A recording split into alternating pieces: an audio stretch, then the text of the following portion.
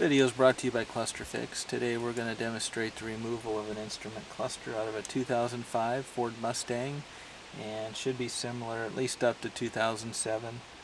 These clusters can experience problems with the gauges sticking, not working, mostly sticking and then becoming operative.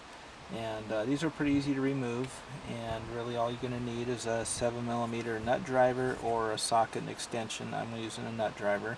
There's 4 screws to hold the cluster in, and another thing that comes in handy is a little pocket screwdriver with a magnet on it, or some sort of a little tool, which you'll see in a moment, and also a trim panel tool, which you can pick up at auto parts stores or tool trucks. If you don't have one of these, a butter knife really will work too if that's all you got.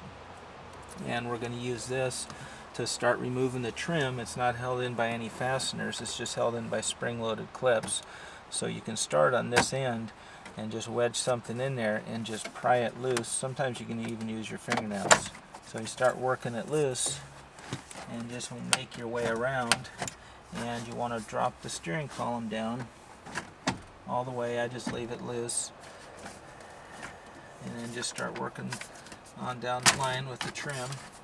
And once you got it all loose here, you can pull the steering wheel all the way down and just tilt this forward, and that'll release it from the dash so you can pull it out of the way. And all you have left is the 4 screws, which I already removed for the video to go faster.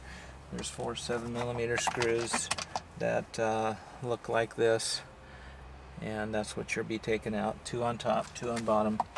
And once you got those out, you can roll the cluster forward. I always unplug and plug the connector on with at least having the key off. There's a little locking tab. It's going to be hard to see here, but it's right on top. There's this little gray clip here, and that locks this in place, but there's a release tab that's right below it, and you can use the screwdriver to push it down so that you can slide this back.